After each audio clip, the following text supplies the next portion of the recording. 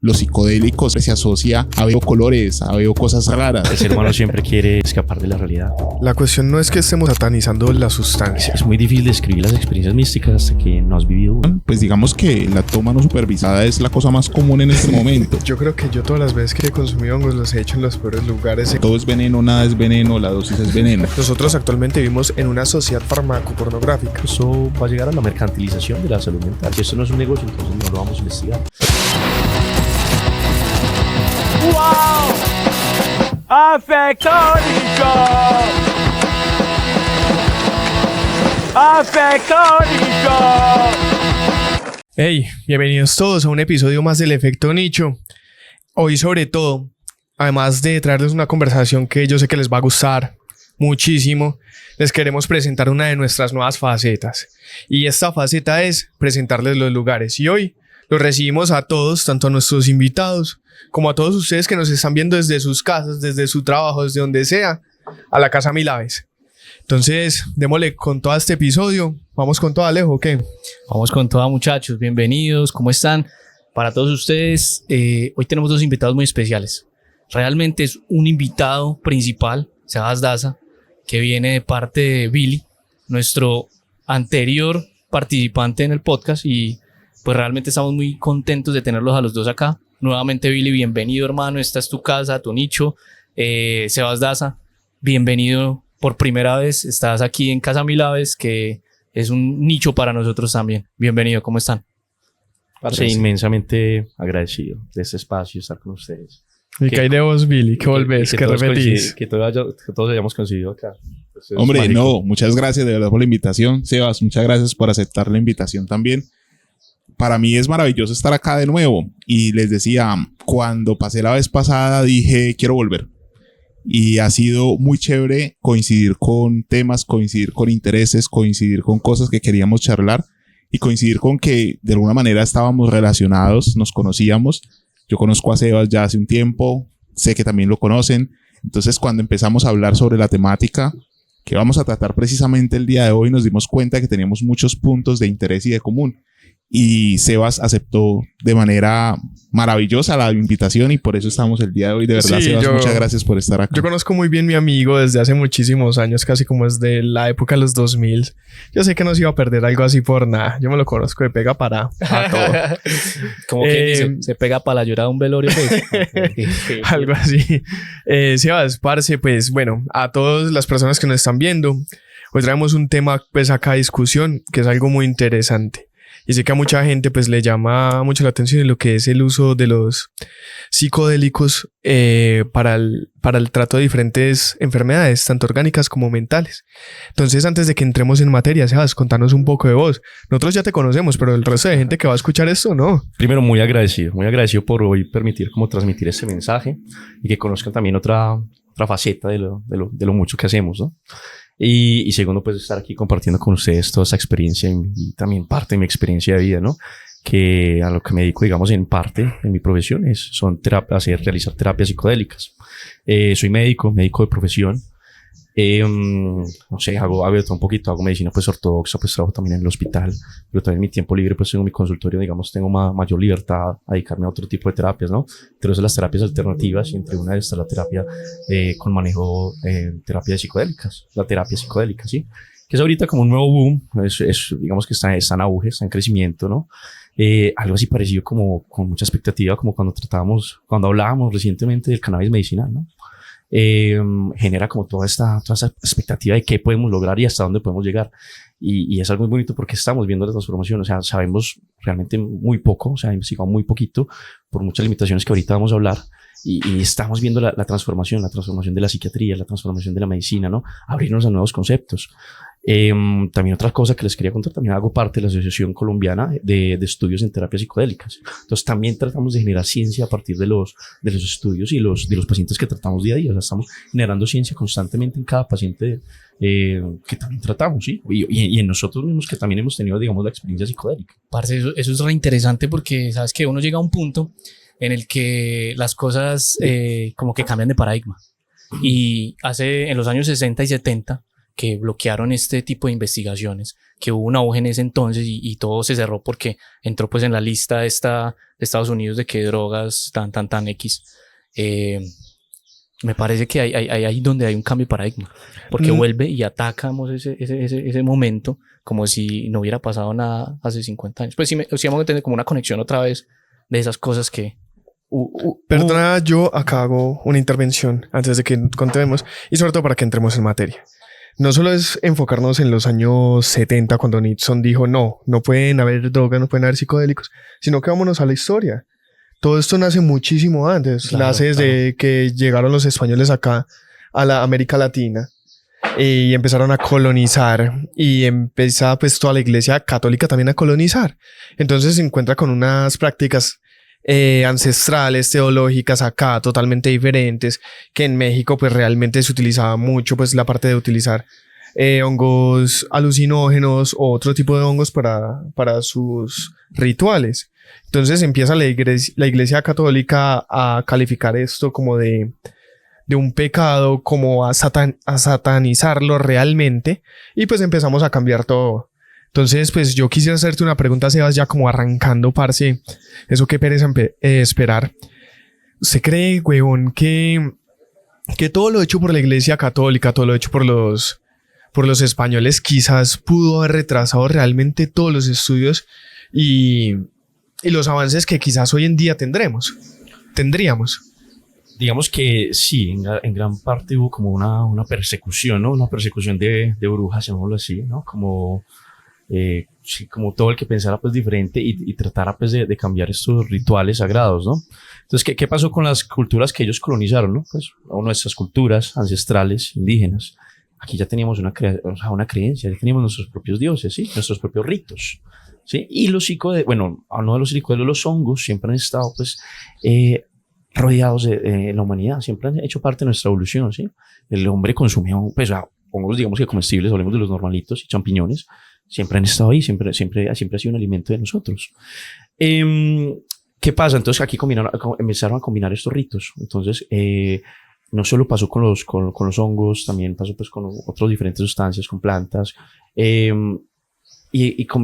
produjo un choque primero de ideas y un choque también de religiones, ¿sí? Entonces combinaban los ritos un poquitico, los ritos sagrados ancestrales que ya tenían, con estos nuevos ritos católicos. Y ahí fue donde comenzó realmente la persecución, ¿sí?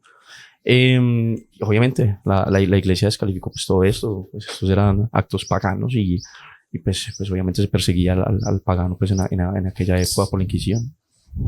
Pues sí, uno cuando revisa la historia uno se da cuenta de que muchas culturas, desde culturas precolombinas, culturas mesopotámicas, culturas del antiguo Egipto, del Oriente Medio, culturas africanas, tienen evidencia de que han usado algún tipo de alucinógeno o algún tipo de psicodélico dentro de sus rituales, dentro de las cosas que hacen de su espiritualidad.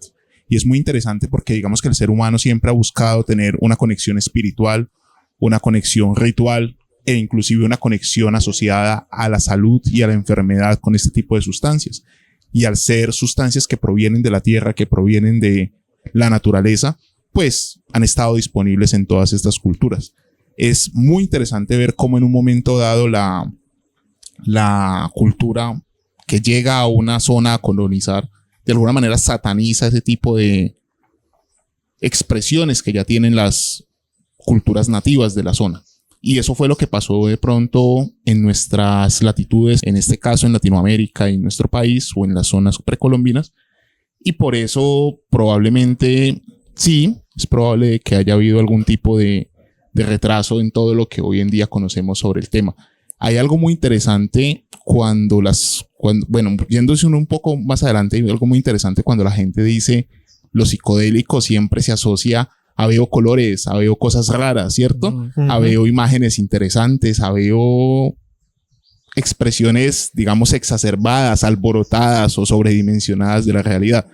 Algo muy chévere que me pasó hoy fue que me dijeron unos amigos, hey, vamos a charlar sobre el tema, vamos a ir a un sitio muy bonito. Y llegamos acá y efectivamente hay unos colores muy bonitos y pues hasta ahora no hemos tenido que comer absolutamente nada para verlos. Es muy chévere el sitio donde estamos. No sé si nos quieras contar de pronto dónde estamos, porque es una naturaleza muy bonita y quienes nos están viendo desde la casa de pronto pueden ver de que la naturaleza y el panorama es muy bonito acá. Fantástica tu apreciación, Billy. Y bueno, respondiendo a tu pregunta, estamos en la Casa Milaves.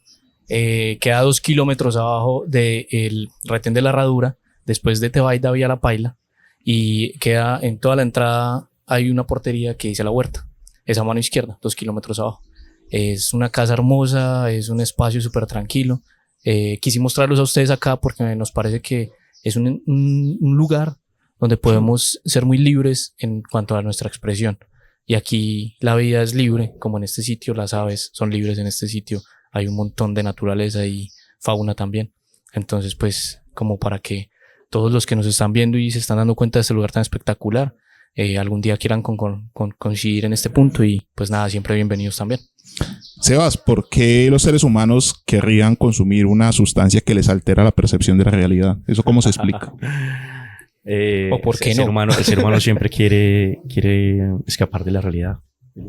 ¿Sí? De hecho, hablemos ahorita que estamos hablando de las religiones, el principio de las religiones, ¿no? Acercarse a Dios. ¿Sí?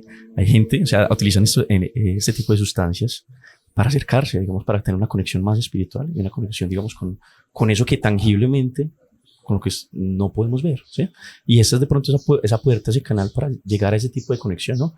Llámese en lo que se quiera creer, ¿no? Llámese si quiere creer en Buda, en Cristo, en, no sé, Hare Krishna, en Thor, en Zeus, ¿sí? Pero siempre todas las culturas han tenido como un medio para llegar a eso, ¿no? Sí, entonces, es verdad, es verdad. Siento que es más la búsqueda de lo que no puedes ver, ¿sí?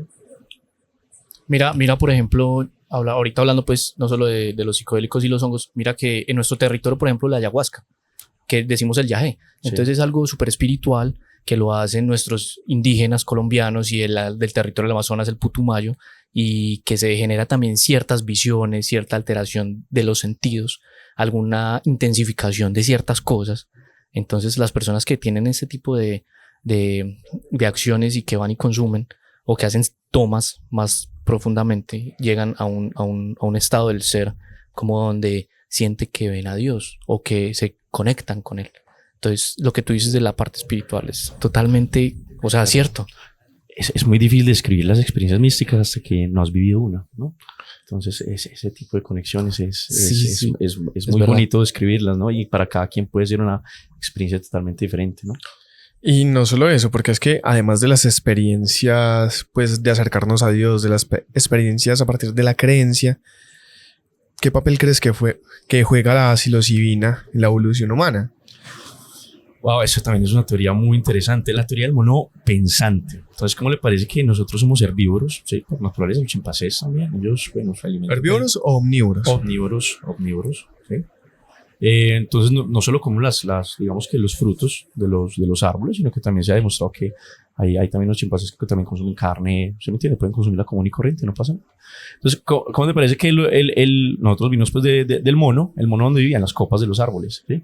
¿Y dónde crece mayormente los hongos? Crecen sobre todo en el tronco, ¿sí? En la parte entre el tronco y raíz de los árboles. Donde hay la mayor cantidad de humedad por el piso, ¿no? Exactamente, Okay. Sí, ahí tiene como las condiciones de humedad, también que no le da tanto la luz, ¿sí? Entonces, esas condiciones especiales. Entonces, el chimpancé o el mono siempre estuvo en contacto con el hongo, ¿no? Por el hábitat en donde vivía, ¿no?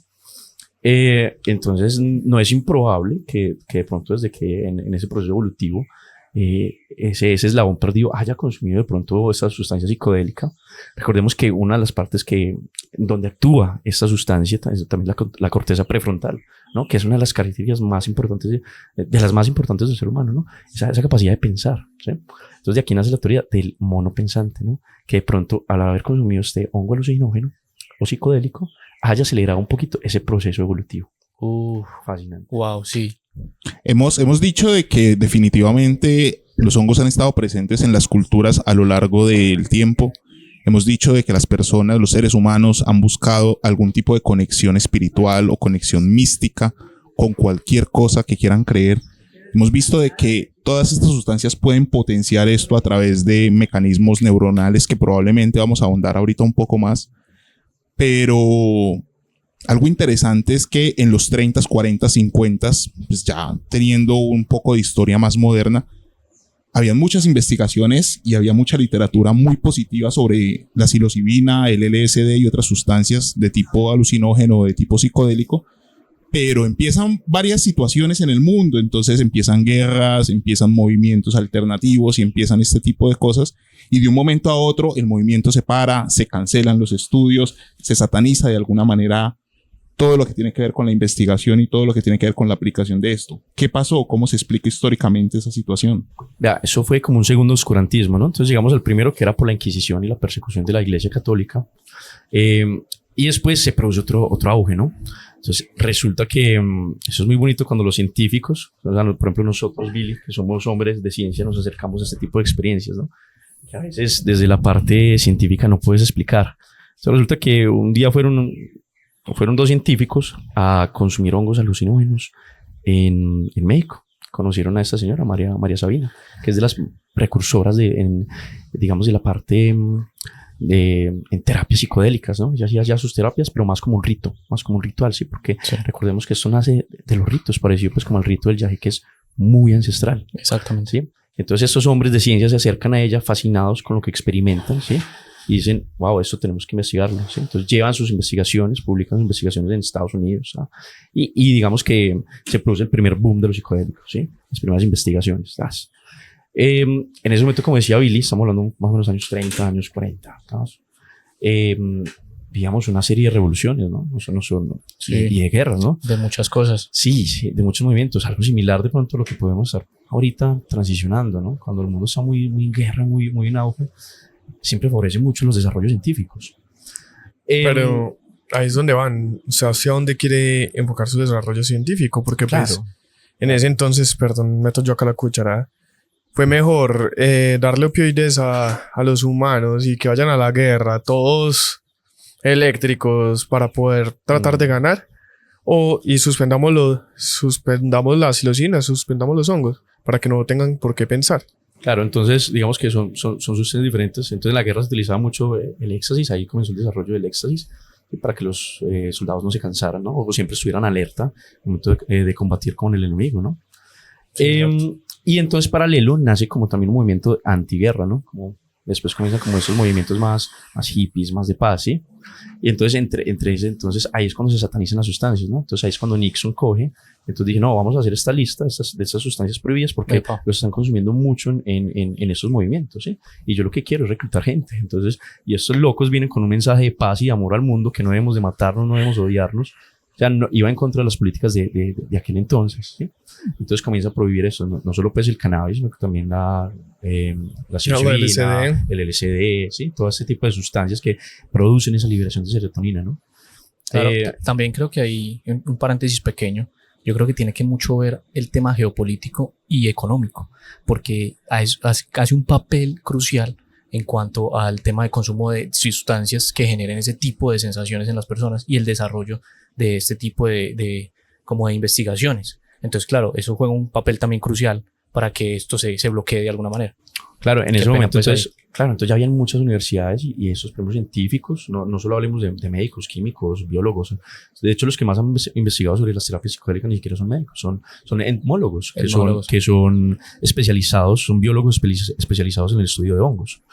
Entonces ahí comienza este segundo oscurantismo, ¿no? Ya cuando Nixon pues publica como esta lista de sustancias prohibidas y nace pues también como te digo yo, como ese miedo y esa pues la prohibición genera miedo, ¿no? Entonces de que oye, yo no estoy consumiendo esto de manera recreativa, sino que lo estoy utilizando para fines científicos, para utilizarlo de manera terapéutica, ¿sí? Para poder replicarlo en varios pacientes y se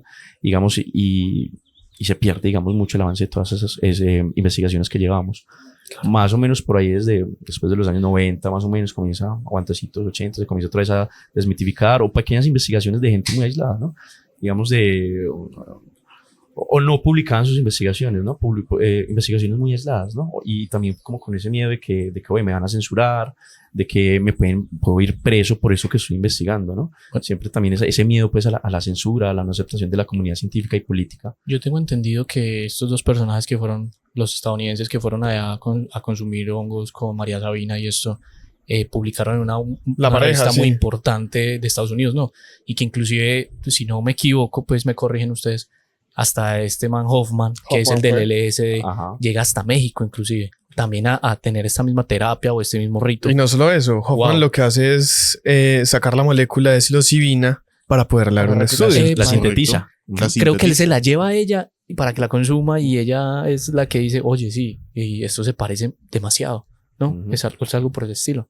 Sí, sí, sí, llega a sintetizarla, digamos, la sustancia, sí, la psilocibina sintética. De hecho, hay mucha controversia también con la parte sintética de la psilocibina, porque ya en el momento que podamos esto replicarlo y llevarlo a todo el mundo, pues se pierde la práctica ancestral, ¿no? Se pierde el rito. Claro. ¿Será que María Sabina, viendo la actualidad de que pues obviamente esa molécula ya está sintetizada y ya se está produciendo en una gran medida, dirá, estos carechimbas se me Está tiraron mirando, Se a... está retorciendo la Se tumba. me güey. María tiraron Sabina, el- de hecho, se arrepiente de haber, digamos, entregado su descubrimiento, su conocimiento a ellos. Ella, el pueblo la odia, de hecho le queman la casa, hay una cantidad de sí, problemas allí, porque es que Oaxaca se vuelve casi que una meca de hippies. Epa, Entonces toda esa gente de ese momento quiere ir a probarlo, quiere ir a mirarlo.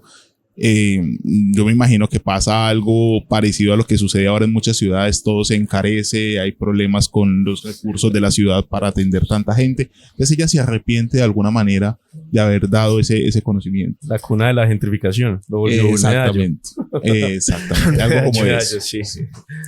Algo interesante allí, Sebas, es que pues hay muchos tipos de alucinógenos. De hecho, en un momento dado, en un principio, se habla de que son psicomiméticos o que son psicoticomiméticos en algún momento por los efectos que ellos tienen, que ahora vamos a charlar un poco de ellos. Sin embargo, el día de hoy pues estamos más enfocados a uno que es la psilocibina. De pronto cuéntanos un poco, ¿qué es como tal la psilocibina? ¿De dónde viene esa vaina? ¿Qué es? ¿Dónde la puedo yo encontrar?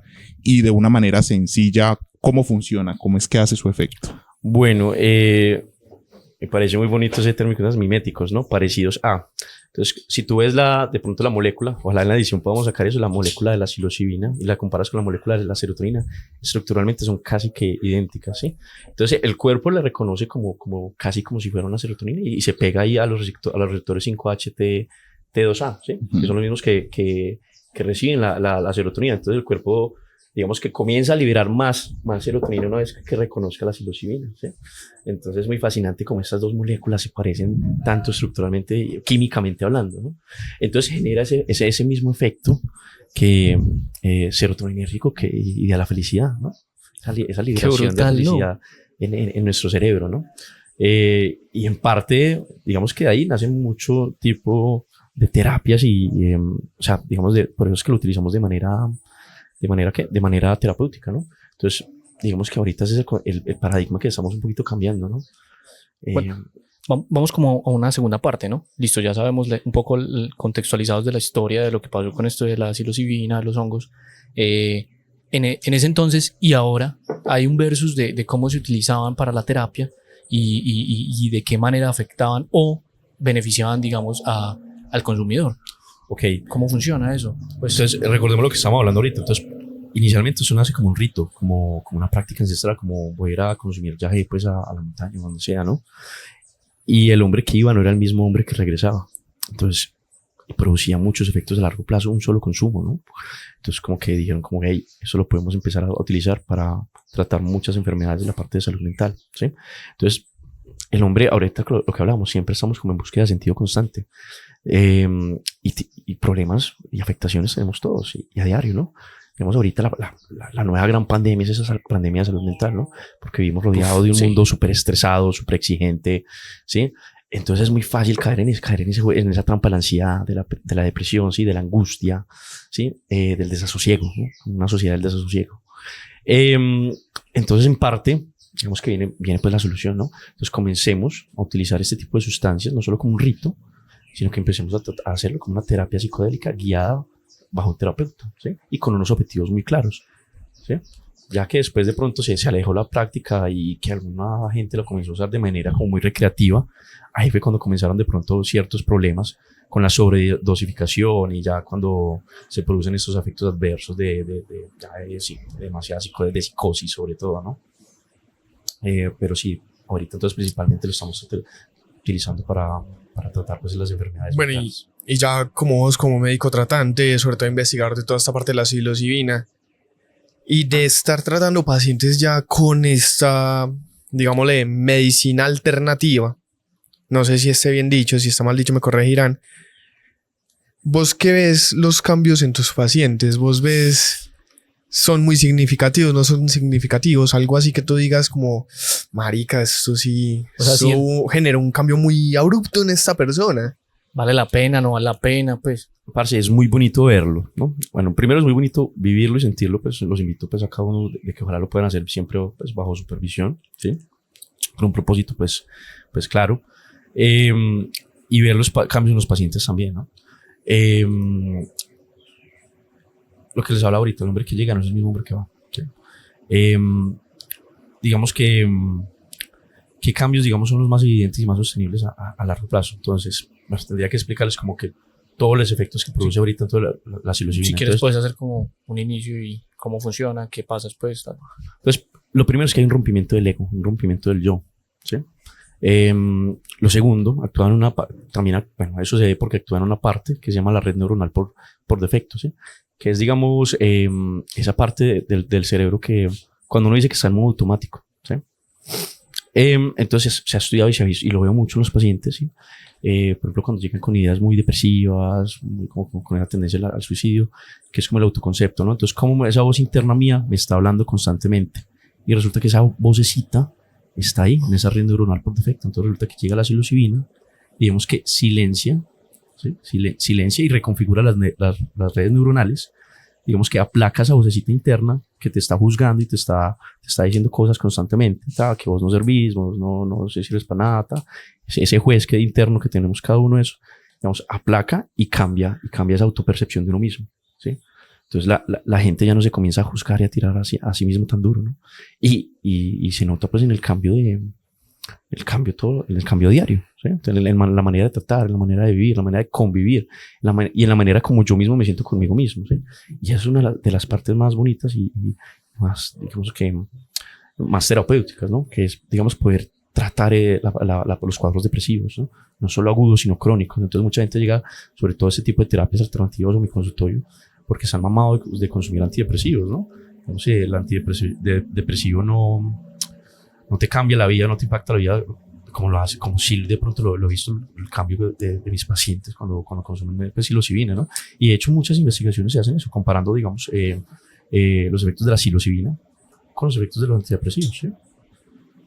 Y es muy bonito porque, digamos, con los antidepresivos, pues vos suspendés los antidepresivos y digamos que disminuye otra vez ese impulso serotoninérgico, pues que esa recaptación que te producía, ¿no? En cambio, digamos que la terapia con los psicodélicos ha demostrado que puede durar a mayor plazo, ¿sí? Sin tener que consumirlos todos los días, ¿sí? Simplemente una macrodosis, digamos que se han visto cambios hasta a 6 meses, ¿sí? A 6 meses después siguen funcionando, ¿sí? Con una sola toma, con una sola macrodosis. Entonces es increíble toda esa puerta que tenemos ahí para explorar, para pronto repensarnos el mundo como estamos tratando pues las enfermedades mentales, ¿no? Porque también sabemos que eso es un negocio de farmacéuticas.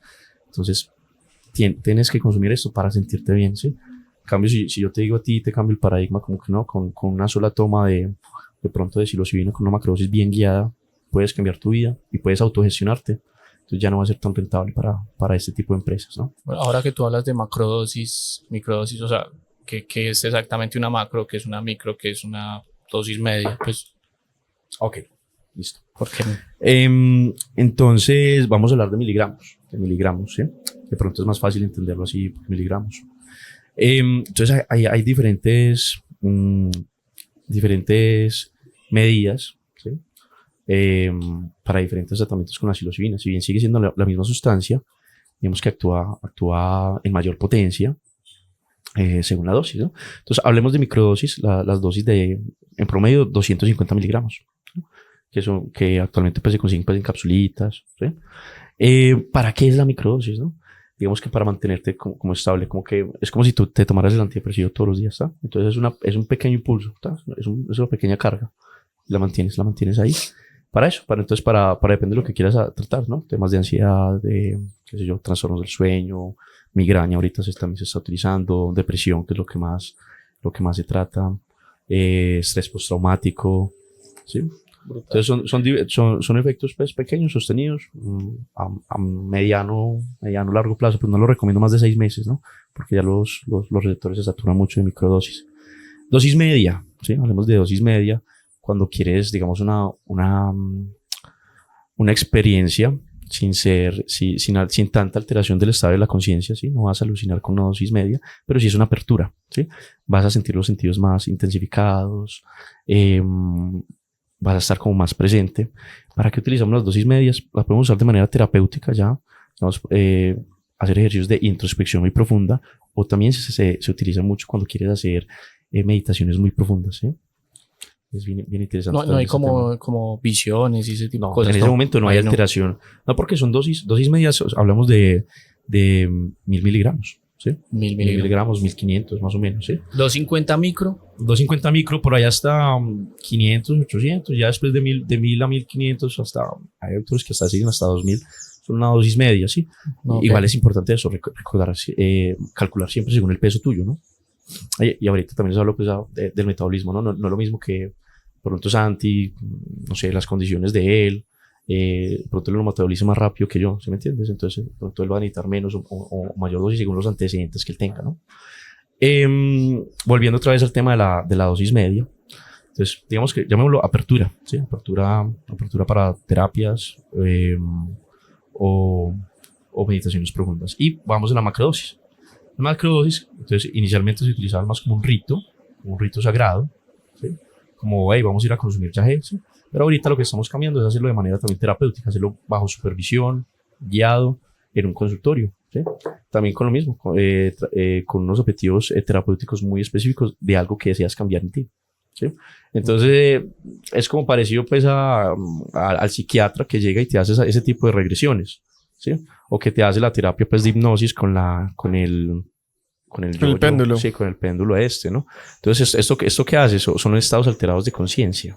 Entonces se ha demostrado lo que hablaba ahorita Billy, en ese momento de esos estados alterados de conciencia, ahí es cuando se produce el mayor impacto del yo, ¿sí? Cuando se logra destruir el ego, ¿sí? Y ahí es donde se producen los cambios a largo plazo. Entonces, esa apertura es la que necesitamos nosotros para romper y digamos que transformar a la persona. Bueno, eso se oye maravilloso, ¿no? Pero los griegos antiguos decían de que todo es veneno, nada es veneno, la dosis es veneno. Y tiene que ver con eso, con precisamente de que si yo me tomo 6 o 7 litros de agua en una sentada, probablemente hago un edema cerebral y me muero. Entonces, ¿qué tipo de personas? Sí, por supuesto. ¿Qué tipo de personas tienen mayor riesgo de hacer algún tipo de efecto adverso, hacer una crisis de despersonalización, hacer un mal viaje, que es lo que de pronto es el término que está más asociado? ¿En qué personas o en qué situaciones podríamos tener ese tipo de precauciones con ciertas personas? Bueno, yo creo que un mal viaje lo podemos llevar cualquiera de nosotros, ¿no? Claro que también yo creo que ahí entra mucho el otro tipo de droga que cualquier otro tipo de persona consuma, ¿no? Como, no sé, los que tienen adicción a algún tipo de barbitúrico, de antidepresivo, de otro tipo de drogas que también, no, eso afecta un montón. Bueno, entonces vea pues, entonces digamos el riesgo lo tenemos todos, ¿sí? Cualquiera de nosotros puede sufrir un mal viaje en cualquier momento. Hay algo que se llama las dosis heroicas, ¿sí? Que son por encima de los 4000 miligramos. ¿Sí? Heroicas, ¿sí? Esas no se recomiendan, pues, no se recomienda. Eso suena todo Marvel. Sí, porque ahí es donde comienzan los síntomas de psicosis, ¿sí? Entonces, ¿qué pasa? Entonces, digamos, el montañista, el hippie o el extranjero que va lento y se come, pues, encuentra los hongos ahí en la boñiga de la vaca. No sabe cuánto se está consumiendo. Entonces, no sabes si comió un hongo, 2, 3, 4, ¿sí? No sabes cuánto estás consumiendo generalmente. Entonces, ahí es cuando se producen estos malos viajes, ¿no? Por la sobredosificación. Entonces, yo recomiendo siempre hacerlo, o sea, primero, siempre pesarlos, ¿sí? Ojalá consumir el hongo seco, ¿no? Porque el hongo húmedo, digamos que es más errática y no sabes cuánta concentración realmente tiene de psilocibe, ¿sí? En cambio, con el hongo seco es más fácil, pues, calcular la dosis, digamos que más aproximada. Volviendo pues al tema, ¿qué personas no le recomendaría esto? Pues primero, si ya ha tenido un mal viaje, una mala experiencia con alguna otra sustancia, deberías considerarlo, que tal vez esta no es la terapia más adecuada para ti, ¿sí? Nosotros siempre preguntamos eso, si ya ha tenido algún mal viaje con alguna otra sustancia, ¿sí?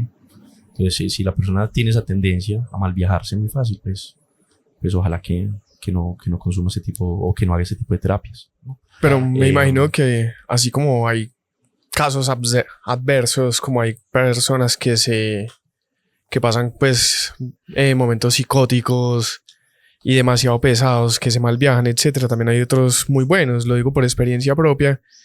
Recuerdo más o menos hace 1 año y 6 meses, 1 año y 8 meses, cuando yo regresé al país de una experiencia en el extranjero, yo tomé la decisión de tomar microdosis. Lo hacía 3 veces a la semana intercaladas, no lo hacía 2 días seguidos. Y pues aparte de mejorar mi enfoque, mejorar mi concentración, también me ayudó a dejar un hábito, me ayudó a dejar el hábito de la marihuana. Entonces yo pude lograr cambiar algo que venía conmigo ya a través de los años, que me había acompañado, que pues también había sido un motivo de controversia dentro de mi familia misma. Y me ayudó a abandonarlo. Y pues si yo me voy a verlo, pues qué mejor que dejar de fumar. Claro. Qué mejor de haber podido abandonar un hábito. Y que sobre todo que el motivo por el cual yo decidí tomar estas microdosis funcionó. Porque pues a fin de cuentas me sirvió para empezar a estudiar algo que yo quería estudiar. Para poderme concentrar solo, porque pues me costaba demasiado. Y pues hoy en día pues he podido abarcar mucho camino con ello. Sí, Santi menciona un tema muy interesante, el manejo de las adicciones, ¿sí? Entonces mucha gente también llega a este tipo de terapias psicodélicas porque quieren cambiar eso, quieren cambiar un hábito, ¿sí? Yo he tenido gente desde que quiere dejar el cigarrillo hasta apostar, no sé, hasta, bueno, o mejorar diferentes condiciones de hábitos en su vida, ¿sí? Ser de pronto más productivos. Entonces, bueno, ese también es otro gran campo, que es el tratamiento de las adicciones, ¿sí? Y el cambio de hábitos. Y el segundo, ahorita que también hablaba Santi, mencionaba así por encimito, aumenta mucho la concentración y la creatividad. Entonces hay mucha gente que también está comenzando a consumir de manera regular microdosis de psilocibina para aumentar su productividad en el trabajo, ¿no? O su creatividad, ¿no? Llamémoslo artistas, llamémoslo cineastas, los programadores. También es un nicho muy grande y fuerte que consumen psilocibina. Claro, es que uno todo el día sentado enfrente de un computador necesita como algo que le... Claro. Y curiosamente yo empecé estas microdosis para empezar a estudiar análisis de datos y programación. Por ejemplo. Sí, no, y cuando la consumes es increíble porque, o sea, digámoslo así, o sea, te permite ser más en el ahora y más concentrado y enfocado en lo que haces, ¿no? También es increíble eso, cuando de pronto te quieres poner a estudiar, a enfocarte en un tema, es increíble cómo logra este enfoque y esta concentración. O sea, que no termines esa tarea, no la sueltas, ¿sí? Y eso me parece también fascinante y es otro gran campo, pues, que tiene esta molécula. Sebas, definitivamente nos han acompañado durante la historia, nos han servido para experiencias místicas, nos han servido para darnos bienestar, probablemente estén implicados en el mono pensante, probablemente se adjudiquen a una gran cantidad de visiones y situaciones de la espiritualidad. Han sido satanizados, se han retomado. En este momento están jugando un papel clave en la salud mental. ¿Qué podemos decir sobre los estudios y sobre la parte técnica y científica que hay en este momento con la psilocibina y las enfermedades mentales? ¿Qué es lo que está enfocando la ciencia en ese sentido? ¿Qué se sabe? ¿Qué se sabe a ciencia cierta? Todavía no se sabe mucho. Realmente, Billy, estamos viviendo precisamente, yo creo que ese segundo boom de las terapias psicodélicas, ¿no? Entonces lo que te decía ahorita, entonces hay un estudio, creo que uno de los más famosos, que es el que los compara con estos antidepresivos tricíclicos, y lograron la misma tasa de éxito digamos, en el manejo de la depresión, ¿sí? Incluso lograba un poquitico más, creo que los antidepresivos tricíclicos lograron el 87%, lograron hasta el 89%. Entonces el potencial que tiene esta sustancia es increíble, ¿no? ¿Qué sabemos? O sea, de hecho nos falta mucho por saber.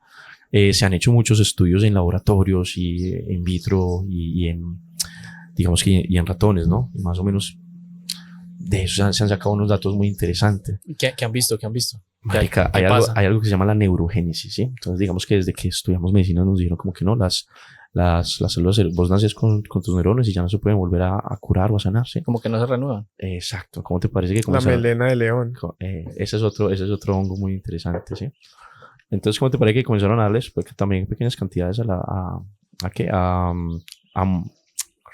ratones ancianos? Y vieron que estimulaba un proceso de neurogénesis, huevón, y volvía a reconectar digamos, esas redes neuronales, ¿sí? Que digamos que se veían dañadas que se veían afectadas por la vejez. Entonces, ahí hay un potencial grandísimo para tratar este tipo de enfermedades neurodegenerativas, que yo creo que tal vez hacia allá apunta un poquito las investigaciones grandes, ¿no? Eso es lo otro. Entonces no se hayan podido hacer investigaciones grandes porque es una sustancia ilícita, ¿sí? Entonces, digamos, en el marco legal, bueno, voy a tomar ahorita de referencia en Estados Unidos. Creo que el único estado donde se permite, digamos, su libre consumo y comercialización es Oregon. Y hoy, por eso Oregon es como que la cuna ahorita del boom de los psicodélicos, porque vos puedes investigar libremente sin que te vayan a multar, sin que te vayan a arrestar, ¿no?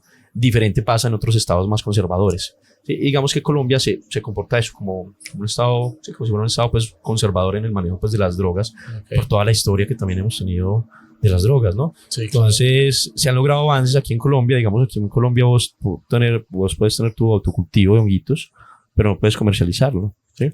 Y todavía está como en esa zona gris como de poder desarrollar algún medicamento, algún producto a partir de la psilocibina, ¿no? A partir de los otros hongos, como lo mencionaba ahorita, como Santi, que es la melena de león y la cola de pavo, que también se estudian mucho para las enfermedades neurodegenerativas, sí se han desarrollado pues ya diferentes suplementos, ¿no? Medicamentos, no, suplementos. Y también hay unos estudios muy interesantes eso, sobre todo en la parte de la neurogénesis. Bien, bien bacano. O sea, seguimos de todas maneras en un lugar donde todavía no vamos como un paso realmente grande con respecto al qué va a pasar después del consumo, ¿no? Y con el tiempo. Porque como tú dices, seguimos en investigación. Hacemos pruebas, hacemos ejemplos, tratamos ciertos tipos de especies de animales y pues todavía hay un paso grandísimo por dar para poder subir el escalón, ¿no?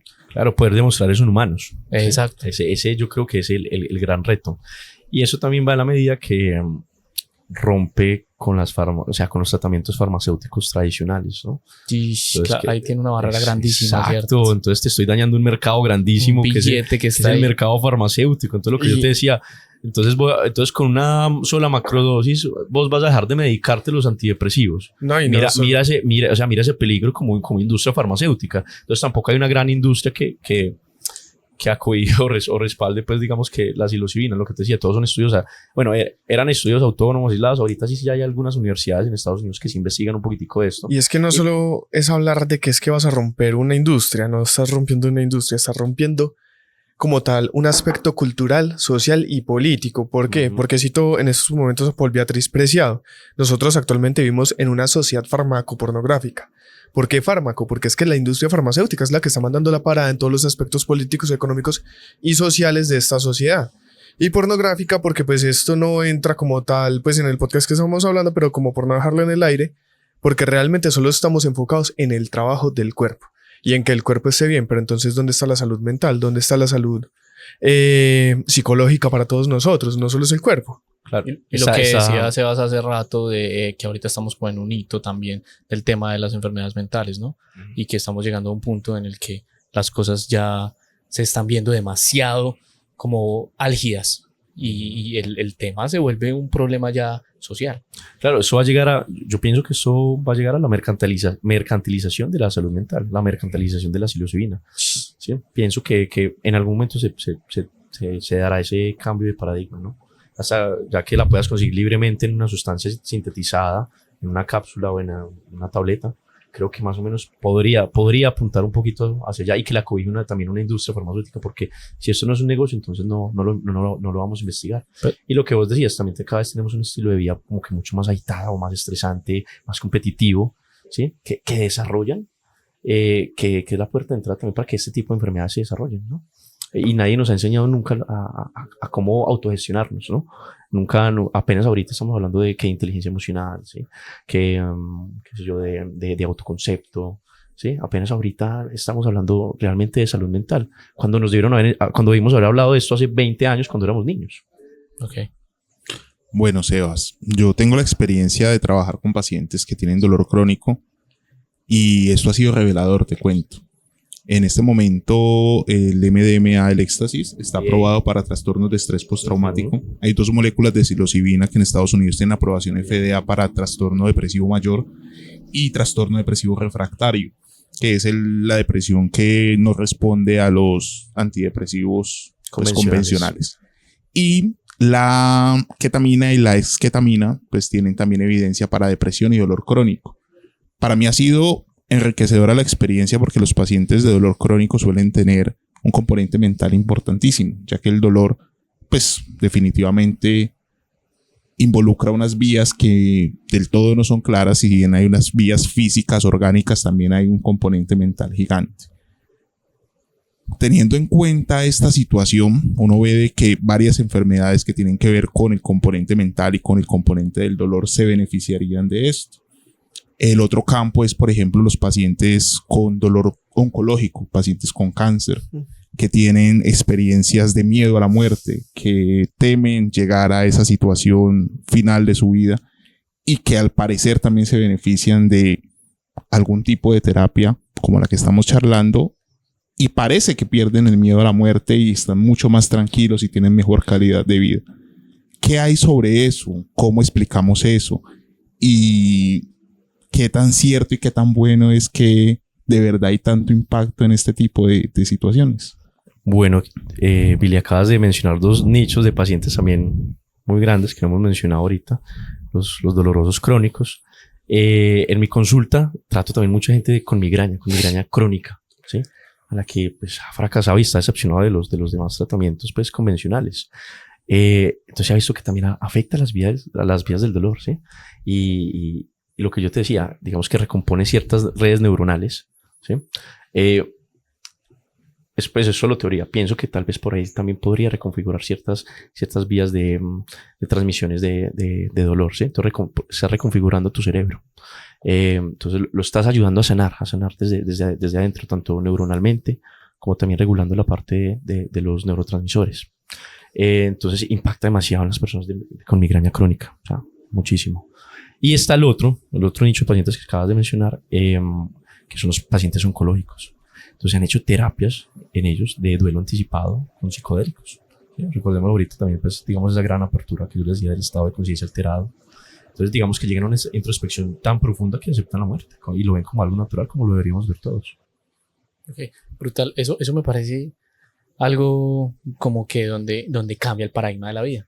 Vos llegas a ese punto de un solo consumo, una macrodosis, y te tiene en otro paradigma de vida en menos de 10 horas, quizás 6 horas, no sé, lo que tome el tiempo del efecto de la psilocibina en uno y o sea, cómo llega uno a ese encuentro tan brutal como con el yo más allá y el yo anterior y todo lo que tengo por dentro y lo que somos todos y lo que es el mundo.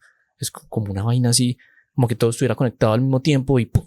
Se te levantó, se te alumbró todo y ya, se te esclareció la vida. Es una puerta. Es una Totalmente puerta de de acuerdo. Y sobre todo porque también estuve leyendo al respecto. Y no solo como el trato de las personas que tienen como esta situación. Listo, usted es un paciente de esta unidad. Es que se me escapa el nombre. Ya cuando usted sabe que no hay nada que hacer. Terminal y eso de cuidados paliativos, que era el término al que quería llegar. Y también como a aquellas personas que sufren un aparatoso accidente, una enfermedad o tienden a perder un miembro, una extremidad. Sí. Y usted tratar toda esa parte psicológica. Por ejemplo, investigando, llegaste al punto de una persona que ese síndrome del miembro fantasma. Del miembro fantasma. De poder tratar eso. ¿Qué es eso? El miembro fantasma es cuando una persona, digamos, vos perdés tu brazo, pero lo seguís sintiendo. Y qué cinta. Claro, cerebralmente Él está ahí. Y todavía te duele cerebralmente, sí, pero realmente él ya no está ahí. Ajá. O sea, vos seguís sintiendo cosquilla, dolor, se te durmió, etcétera, pero no está. Entonces, la utilización de la psilocibina para poder tratar toda esta parte psicológica y poder tener una aceptación como más rápida de la realidad y que no sea como toda esta parte de que, bueno, ya que esto fue lo que fue. Entonces, yo quería preguntarte algo. realmente cuando yo empecé a estudiar análisis de datos, empecé a ver algo que tomaron pues de nosotros los humanos, que son las redes neuronales, para poder hacer análisis a partir de la programación. Viendo un video veía cómo eran las conexiones entre neuronas. He leído mucho sobre esta melena de león y quizás en algún momento voy a tomar este tipo de hongo, esta especie, etcétera. Todo por Y la ciencia, claro. todo Todo por por la- la ciencia. No, el realmente lo quiero hacer es para poder regenerar las conexiones neuronales. Ajá. Es un enteógeno, igual ese no es psicodélico, ese no causa efectos Pero psicodélicos. entonces es a donde yo quiero llegar. ¿Cómo hace esto para regenerar estas conexiones? O sea, a nosotros toda la vida nos han dicho, a No lo usted las neuronas se le acaban y las conexiones se mueren y se murió y se acabó todo. Pero entonces empieza a ocurrir este otro paradigma totalmente contrario y se empiezan a regenerar y justamente por cepas en particular de hongos. Ujú. Hay teorías, sí, pero a ciencia cierta no lo sabemos todavía. Y eso también es muy bonito porque estamos viendo eso, weón. Estamos descubriendo muchas cosas. Vos me has preguntado varias cosas aquí Alejo, y yo te digo, todavía no lo sabemos, pero podría avanzar hacia ese lado, podría ser por eso, ¿no? Obvio. Resulta que una de las teorías es que activa genes de la neurogénesis, ¿sí? Entonces, que digamos que si digamos el hongo entra, produce cierta proteína, esa proteína me activa cierto gen, ¿sí? Entonces, esos genes dormidos que siempre han estado ahí en las neuronas y tendría ese potencial de neurogénesis. Pero no lo sabemos todavía, o sea, son simplemente teorías. Y, o sea, lo hemos visto de pronto en ratones, pero lo que te digo, a esos estudios, digamos así, en poblaciones grandes, en humanos, no lo hemos hecho todavía. Entonces, eso es una teoría. No sabemos, pero así ya podría ser. Miren que en la investigación con psicodélicos hay, digamos, dos grandes situaciones. Una es la enfermedad mental establecida, lo que tiene que ver sobre todo con trastornos asociados a la psicosis. La psicosis es un espectro de signos, síntomas o percepciones en donde la realidad está alterada y lo más común es las alucinaciones. Y es que pacientes que tienen patologías compatibles con la psicosis, por ejemplo la esquizofrenia, pues muchas veces no son incluidos en los estudios porque precisamente les da miedo desencadenar algún tipo de reacción psicótica. Y lo otro es la dificultad de enmascarar los estudios. Los estudios que tienen validez científica deben de ser como mínimo ciegos o doble ciegos. ¿Eso qué significa? Que el paciente no sabe qué está tomando o que el paciente y el investigador no saben qué está tomando, que no hay ese sesgo, digamos, de efecto placebo. Y esto es muy difícil con los psicodélicos porque es que usted se toma un psicodélico y usted sí o sí sabe si se lo tomó o no. Entonces, ¿usted cómo busca una sustancia que parezca un psicodélico sin tener los efectos del psicodélico? Y han sido como las dos talanqueras grandes que he encontrado en los estudios. ¿En qué vamos en cuanto a esos estudios? ¿Qué tipo de poblaciones, digamos, son las que, o qué estrategias están buscando sobre estas poblaciones para avanzar en esos estudios? La microdosis, por ejemplo, que es una dosis entre el 5 y el 10% de la dosis normal, ¿cierto? Que así se define, ha sido una opción para que esos pacientes de pronto no desarrollen cuadros de psicosis o para que sea más seguro el tema. Acá en Colombia, tú que estás de pronto metido más en el tema, ¿sabes de algo sobre eso? ¿Algún tipo de protocolo o algo que exista? Bueno, términos generales, ¿no? Entonces también ahorita que me acordé, una de las dificultades ha sido sintetizar la molécula pura y encontrar una molécula que digamos tenga los menores efectos adversos, porque como hablábamos ahorita, uno de los efectos adversos es que si se sobredosifica esto, podría provocar un trastorno de psicosis, ¿no? Que es lo que queremos evitar a todo costo. Lo que vos decías también es cierto, Billy, que tampoco se recomienda a personas con esquizofrenia o que tengan antecedentes familiares de esquizofrenia, como en primero o segundo grado, tampoco. Bueno, como han delimitado de pronto los estudios. Aquí en Colombia es más bien pobre, ¿no? La asociación ahorita de estudios psicodélicos nació, no sé, tendrá creo que un año de fundada. Y de hecho estamos haciendo parte de esa revolución. O sea, los estudios los estamos proponiendo nosotros para que podamos, digamos, que legalizar esta molécula en Colombia y poder hacer estudios a unas poblaciones más grandes. Ahorita los estudios que estamos haciendo, o sea, te lo digo francamente, es cada uno en su consultorio viendo qué efectos hacen cada uno de sus pacientes, ¿sí? Entonces uno, digamos, que hace siempre un pretest o, digamos, una encuesta de cómo se sentía antes y vas valorando esos cambios en un plazo de tiempo, llámese 3, 6 meses, ¿sí? Más o menos el seguimiento. Es muy difícil porque, por lo que te digo, entonces la gente una vez alcanza su potencial terapéutica no vuelve a terapia. ¿sí? Claro. Se pierde el Entonces, seguimiento de alguna es muy manera. difícil hacer un seguimiento, digamos, a largo plazo a este tipo de poblaciones. Como te decía ahorita, en Estados Unidos, que es, digamos, ahorita donde más se investiga, en Oregon, apenas pues, también legalizaron esas sustancias, entonces apenas ahorita están haciendo también estudios en poblaciones un poquito más grandes, pero digamos, también una de las principales dificultades es eso, encontrar la sustancia, la molécula pura, y poder sintetizarla y que haga el mayor efecto posible sin efectos contrarios. Sebas, ¿tú recomendarías que alguien lo tome sin supervisión? Pues digamos que la toma no supervisada es la cosa más común en este momento. De hecho, Recreativa. debe abarcar, La exacto, debe recreativa. abarcar el 95-98% de la toma. ¿Pero O sea, lo sí, yo- recomendarías o No. qué Yo quiero piensas sa- sobre ese tema? O sea, acá No. entre nos, yo quiero saber si yo fui irresponsable en Estados Unidos. Irresponsable. No, obviamente no, pero pues si igual lo va a tomar, pues trate de hacerlo siempre en un espacio seguro, un espacio tranquilo, un espacio que no tenga estresantes, ¿sí? Ojalá bajo supervisión de alguien, decirle hey, al primo o a alguien pues de confianza, no me como voy a consumir eso, voy a consumir tanto. Ojalá sí puede pese siempre lo que se va a consumir. Epa, ¿cierto? para no llegar a una de esas dosis heroicas, ¿no? Que son las que lo mal viajan a uno. Exacto, entonces la y gente tan. se desconoce eso. Exacto. Y, bueno, ahorita no hablamos mucho de eso, el metabolismo del hongo. Entonces, si digamos, o sea, hablamos de esas dosis, digamos, para la población general, Epa. pero digamos, vos tenés un problema hepático y no lo sabías, ¿sí? Entonces lo vas a metabolizar mucho más rápido, ¿sí? O mucho más lento. Entonces, para ti, 1 gramo ya puede ser una dosis heroica y te va a mal viajar horrible, ¿sí? Entonces, esas personas también, como con esos antecedentes de enfermedad hepática, tampoco creo que se recomienda mucho. Y Ok. tampoco las personas cardíacas. ¿No te parece que también hay como que Pacientes un con estudio- enfermedad cardíaca. un estudio sí que demuestra que la psilocina activa mucho, pues no solo activa la serotonina, también la dopamina, el GABA, ¿sí? Entonces hay algunas de esas otras sustancias que activan que también tienen efectos cardíacos, ¿sí? Entonces no se recomienda, digamos, algo para pacientes cardíacos. Esa es otra población excluida de este tipo de estudios y a los que tampoco les recomiendo es consumir esa sustancia de manera tan recreativa, ¿no? Siempre hágalo de manera terapéutica y bajo un objetivo que usted quiera alcanzar. Parce, ¿vos qué le dirías a esta comunidad quindiana, cuyabra, colombiana que es tan conservadora?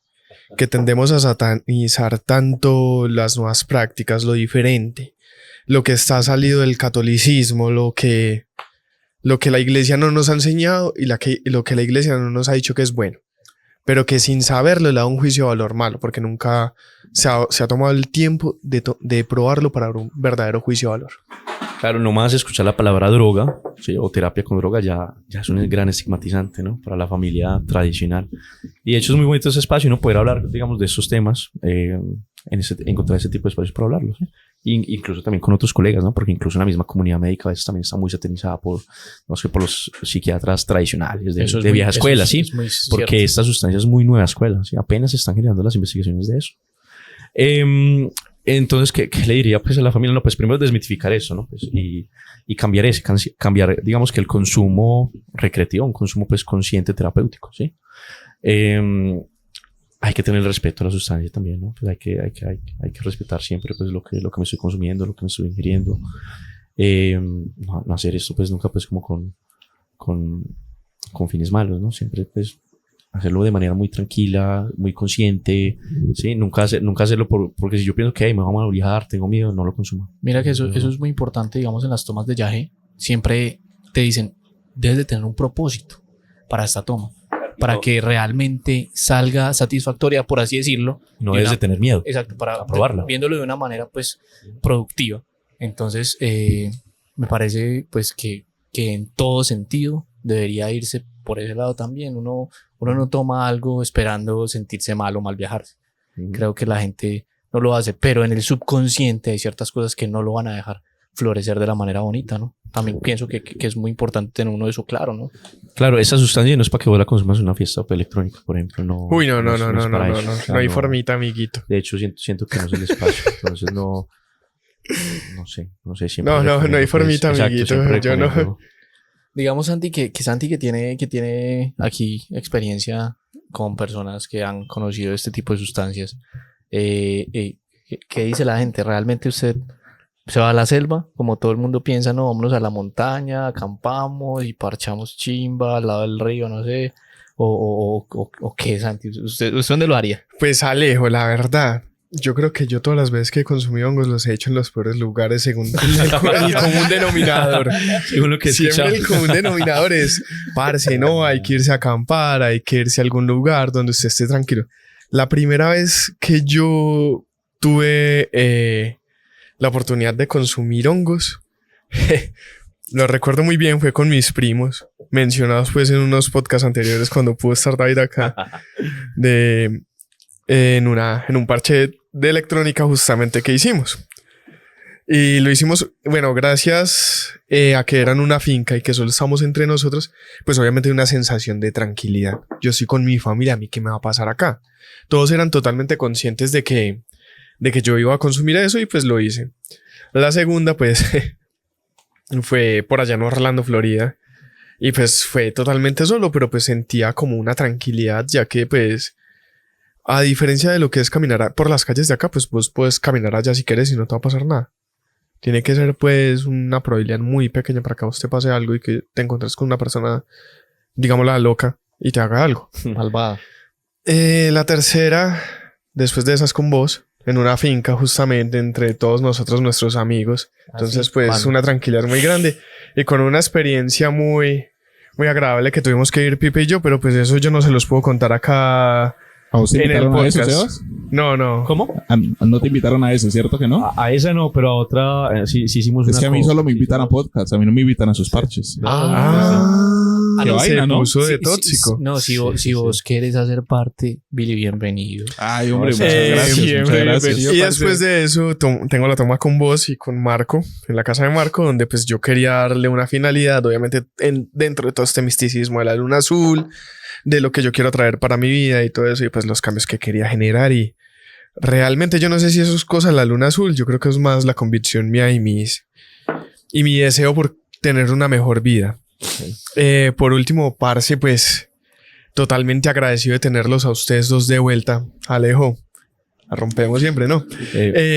Yo quiero preguntarle ¿Vos has algo consumido, a Billy? Sebas. No. Quería preguntarte eso. Obvio, no. Experiencia personal no he tenido. Ok. Conozco personas que lo han hecho. Tengo dos grandes experiencias. Tengo una amiga que se fue a hacer psiquiatría a otro país Ujú. y quería hacer algo sobre terapias de este tipo y le dijeron sí, pero usted tiene que haber tenido la experiencia. Entonces ella vino, hizo un viaje En la universidad le en dijeron la eso. universidad le dijeron sí, ¿En dónde? ¿En qué pero- país? ¿En pero qué es que- Fijo, por allá. Exacto, Sí, fue en en los Alemania. países más liberales, Claro, sí. Y entonces ella vino, tuvo una experiencia con Yagé, le fue muy bien y me parecía muy interesante el hecho de tener que haber vivido la experiencia para enfocarse en ese sentido.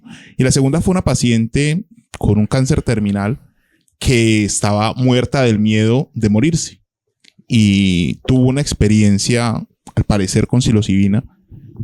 Y la señora dice, después de eso, yo sentía que me podía morir en cualquier momento. Sentía que estaba lista para irme, sentía que no tenía miedo a la muerte, sentía que mi familia había entendido de que en el momento que fuera la hora de irme, me podía ir tranquila. Y para mí eso fue aleccionador porque le dio calidad de vida a la paciente. Era una señora mayor, que no es fácil tampoco porque pues digamos que a medida de que avanzamos en la edad de pronto somos más rígidos en la mente y no aceptamos Sí. muchas cosas nuevas o alternativas. Entonces para mí fue muy aleccionador desde todo punto de vista. Y la señora durante los últimos meses de su vida estuvo muy tranquila. Y eso me pareció maravilloso porque cuando no hay forma de curar, al menos hay que aliviar y que los pacientes estén tranquilos. Es digamos, de las máximas médicas. Sebas, si de pronto vos pudieras decirnos ¿qué recomiendas? Pues ya nos dijiste que definitivamente ojalá el consumo supervisado, ¿cierto? ¿Qué le recomiendas a las personas que estén interesadas en entrar a este tipo de experiencias? ¿Y cómo de alguna manera entendemos que avancemos en algo que es posible que lo consumamos o que lo tomemos o que los pacientes lo tomen 1 o 2 veces al año y que se encuentra en un jardín? ¿Cómo relacionamos eso con la investigación y con todo lo que se puede venir? Porque, hombre, lo que hemos hablado, desde la industria farmacéutica hasta la percepción personal, hasta los temas sociopolíticos y económicos, nos impactan a todos. Entonces, ¿quién quiere consumir? ¿Qué le recomiendas?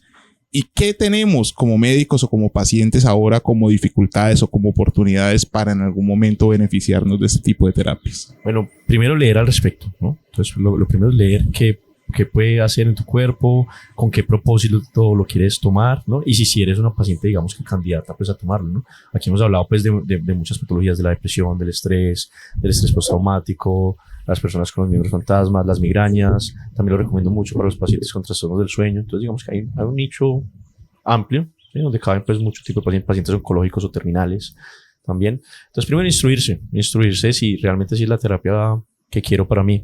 No lo recomendaría como la primera elección de terapia, ¿no? O sea, vaya primero al médico, ¿sí? Intente con otros, digamos, tratamientos más convencionales primero, ¿sí? Porque generalmente eso, las personas que llegan pues a mi consulta es porque hay gente que ya ha fracasado en ese tipo de tratamientos convencionales, Eso que es están importante. aburridos pues de esos tratamientos, ¿no? Pero hay un gran nicho de gente que sí le funciona y dice, no, este es mi tratamiento y este es el que me sirve y listo, ¿sí? Vaya pues primero a psicoterapia, ¿verdad? Primero psicoterapia con su psicólogo normal, ¿sí? Y ya después, listo, si ya fracasaste o realmente no encontraste los propósitos o no lograste la meta que querías, planteemos una entrevista. Yo siempre le hago pues una entrevista previa y también una checklist, también para yo buscar el paciente ideal y que si realmente sí sea Que para sí sea eso, ¿sí? compatible y Exactamente. su historia sí, concuerde. exacto. Entonces, si vas a buscar algún terapeuta, ojalá que siempre te haga eso, como una checklist de que sí puedes consumirla, ¿no? Y la otra pregunta, ¿cuál era? El tema de cómo como pacientes y como médicos, pues digamos, como personas o como potenciales consumidores en general, podemos reconciliar el hecho de la investigación o la inversión que se le va a hacer eso con el tema de que es probablemente una sustancia que se va a consumir 1 o 2 veces en la vida o en el año y que probablemente crece en un jardín, ¿sí? Porque es que Bueno, no es tan fácil como que usted sembró el hongo y Aquí hay salió. vaquitas. exacto. Exacto. ¿A dónde? De hecho, Aquí hay vaquitas, entonces ok. ahorita podemos ir a buscar. exacto. Entonces tiene que cumplirse ciertas condiciones. De hecho, cultivar hongos es muy difícil. O sea, yo que lo he intentado, he tenido buenas cosechas y he tenido cosechas que me han dañado y se me han contaminado.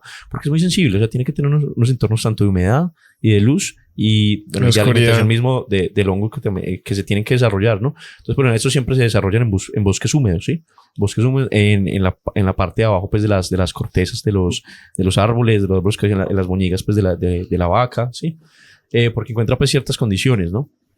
Bueno, ¿qué otra cosa recomiendo? Pues siempre recomiendo el autocultivo, pues al menos se sabe qué está cultivando y qué está consumiendo, ¿no?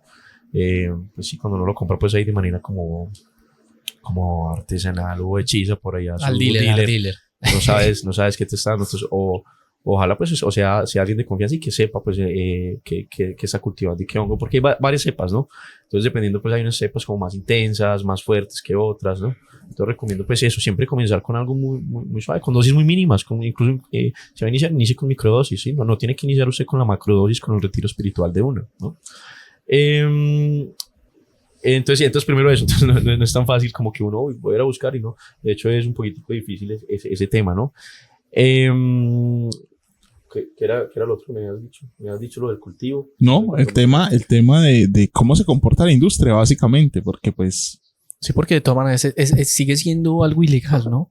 sigue De siendo alguna- algo de alguna ilegal. manera, sustancia Es algo comprarlo que va a tumbar una cantidad de tratamientos o al menos va a ser una alternativa para muchos tratamientos y es algo de que probablemente tú vas a consumir en mucha menor cantidad que los fármacos tradicionales. Pues Y te van a Imagínate. costar menos. Exacto, y lo puedes cultivar vos mismo, ¿no? Sí, pues sabiendo pues las condiciones y todo. Es difícil a veces hablar como hombre de ciencia de cosas místicas, ¿no? Entonces ese ha sido, digamos, de pronto un gran contraste y también un encontrón con uno mismo, ¿no? ¿Cómo explicar esas... A veces uno como médico entra como en esa dualidad, ¿no? Porque no dejamos de ser hombres de ciencia y estamos estudiando cosas místicas y experiencias que tal vez con la ciencia y con los sentidos que tenemos no alcanzamos como a describirlo, ¿no? Entonces, si vos de pronto no has consumido ese tipo de psicodélicos, es difícil describir las experiencias y los cambios en eso. Epa. O sea, por ejemplo, de los que somos acá, sé que Santi ha consumido, Billy no ha consumido, vos has consumido, Alejo. Bueno, pues sí, como Santi ahorita me tiró al agua, obviamente, claro. Sí, en alguna ocasión. Creo que la primera vez que lo hice fue en una experiencia en el extranjero también, con unas unas amigas y unos personajes, y fue en Aguapanela. Entonces creo que ahí es imposible medir pues la cantidad que uno consume realmente. Claro. Simplemente fue como, oye, sí, lo ponía uno parchado, chimba, y fue en un parche de río. Entonces pues también es algo diferente. Pero entonces yo creo que cada vez cambia. Y en algún momento sí tuve un consumo en los que se me intensificaron los sentidos. Entonces los colores, vi mandalas, una parte retro de la retrospectiva, que uno va y descubre un montón de cosas y hace como clic en la cabeza. ¿Les ha pasado que uno hace como clic? Y Conexiones. dice, claro, Nuevas conexiones. claro, y se le aclaran un montón los paradigmas. Una epifanía. Y una epifanía. Y uno ya sabe para dónde va. Claro, marica, obvio, ese es mi camino. Claro, reconfiguración de redes neuronales es eso, ¿no? Cuando Eh, hacen ese enlace sináptico. Hermoso. Exacto. Entonces, digamos que esa ha sido como mi experiencia. Digamos que no he consumido un montón de veces, pero podría decir que ya he tenido una experiencia con la psilocibina. No sé vos, Sebas, que estás en este mundo, cuántas veces o cómo te ha ido con eso y qué has sentido. No, realmente, bueno, la manera como llegué al camino de la psilocibina y las terapias psicodélicas fue por eso, fue por una búsqueda de sentido en algún momento. Me sentía como mal conmigo mismo, como que sentía que lo que estaba haciendo no era como como me había proyectado, como me había pues como visto o sea, la decepción que a veces uno sufre con su propia carrera. No sé si a todos nos pasa. si a Billy le ha pasado, ¿no? A todos nos pasa. Yo O creo a que a todos ustedes nos también pasa. en sus carreras, ¿no? Sí, claro. Las crisis, weón, es lo que más ayuda para levantarte y digamos, renacer entre esas cenizas, ¿no? Entonces un amigo de eso me preguntó como, ay, Sebas, vamos a hacer un retiro espiritual este fin de semana, es guiado con psilocibina. Yo, venga, ¿qué es eso? Comencé a leer, Yo dije, qué interesante, pues hagámoslo. Y pues cambió mi vida. Y desde eso, entonces yo dije, entonces es eso, se te revelan muchos mensajes. Entonces yo dije, si yo fui capaz de sanarme a mí con esta sustancia, yo quiero ser el medio para poder ayudar a los otros también a ayudar a sanar, ¿sí? Entonces fue una manera como muy bonita. Y bueno, ya después a partir de eso comencé a estudiar, me metí pues en cursos sobre todo internacionales, bueno, algunos nacionales y otros internacionales. Pronto, creo que aquí en Colombia solo la Universidad de Antioquia sacó un curso de manejo terapéutico de psilocibina, de psicodélicos, ¿no? Con ellos, entonces eso. Y gracias a eso también llegué, digamos, a la comunidad y formamos una comunidad, pues, digamos, de investigadores en terapias psicodélicas, y fue cuando ahí se formó, pues, esa primera asociación colombiana de terapias psicodélicas. Entonces, la experiencia, pues, ha sido muy bonita también, poder transmitirle ese mensaje no solo, pues, hoy a los que nos escuchan, pues, aquí en las cámaras y replicar ese mensaje, sino que también lo ve uno día a día, pues, en nuestro consultorio, ¿no? Total. Ha sido muy bonito, pues, toda esa experiencia. Bueno, y además de eso, aprovechando pues este espacio y que estamos cerrando ya este podcast, hablar un poco, dar una conclusión desde mi parte, aunque ni siquiera es mía. Me voy a apropiar de una conclusión de una serie que yo vi hace un tiempo llamada The Midnight Gospel. La cuestión no es que estemos satanizando la sustancia. El problema realmente es cómo reacciona la persona ante la sustancia. Uh-huh. Y ante eso quisiera que nos dieras unas 3 conclusiones o unas 2 para que cerremos ya el episodio de hoy. Claro, la sustancia no es un canal, es una puerta de apertura, ¿no? Lo que bien nos decía ahorita Alejo. La mayoría de respuestas siempre han estado pues adentro de nosotros, ¿no? Es como una forma para poder llegar a ese tipo de respuestas. Voy a dar algunas conclusiones basadas en lo que ustedes me han contado, porque todos hemos tenido como de diferentes experiencias de qué no hacer. Ustedes lo han hecho, ¿sí? Entonces, Gracias. Gente, no sigan mis pasos, por favor. No sigan estos ejemplos, ¿no? Entonces eso, tratar de no hacerlo pues en lugares públicos, en lugares que no propicien un cambio o una transformación. Que más no, pues allá cada quien si lo quiere hacer de manera recreativa, ¿no? Pero recomiendo que siempre que lo vayas a hacer sea encomendado a algo, ¿no? A un propósito, ojalá un propósito personal de cambio, de cualquier cosa, ¿no? Y empezar de pronto también a desestigmatizar estas sustancias, porque son sustancias, no son drogas, ¿no? O lo que bien decía ahorita Billy también, todo es veneno, nada es veneno, dependiendo del uso como que le queramos dar. Tampoco quiero crear pues unas expectativas muy altas, una panacea. Eso tampoco pues es la piedra filosofal que nos va a curar todas las enfermedades mentales, como también se llegó pues a plantear esas expectativas a veces del cannabis medicinal que iba a ser la solución a todo. Entonces, para casos muy específicos, para pacientes muy, muy específicos, siempre recomiendo eso. De pronto, los terapeutas que nos están escuchando, la gente, siempre seleccionar muy bien al paciente, ¿no? Para evitar no causar daños mayores, ¿no? Porque también esas terapias llevadas de mal manera podrían agudizar ciertos cuadros, como lo hablamos ahorita, trastornos sobre todo de esquizofrenias, que es como tan peligroso. Y no, pues nada, pues los invito pues mucho sobre todo a la lectura, ¿sí? A la lectura de ciencia, ¿sí? Porque finalmente no dejamos de hacer ciencia, no dejamos de ser hombres de ciencia que están investigando fenómenos místicos, ¿sí? Del ser. Entonces eso me parece pues fascinante. Bueno, a ustedes, de verdad, muchísimas gracias. Este podcast, tras de que me enseñó mucho, también me dio para conocer que no hagan las cosas como yo, por favor. Parce, pues, Siempre a ustedes, primero que todo, agradecerles y segundo, camino, vámonos a parchar. Y a todos Muchas ustedes, gracias. las personas que nos están viendo y que nos han venido apoyando, nos vemos en un siguiente episodio y los esperamos por acá en la Casa Mil Aves, porque pues créanme que esto es un parche que ustedes no se lo pueden perder. Epa. Nos vemos en una siguiente ocasión, en un siguiente episodio y sigan en el efecto nicho. Gracias a todos. Chao. Chao, gracias. Wow! Afectónico.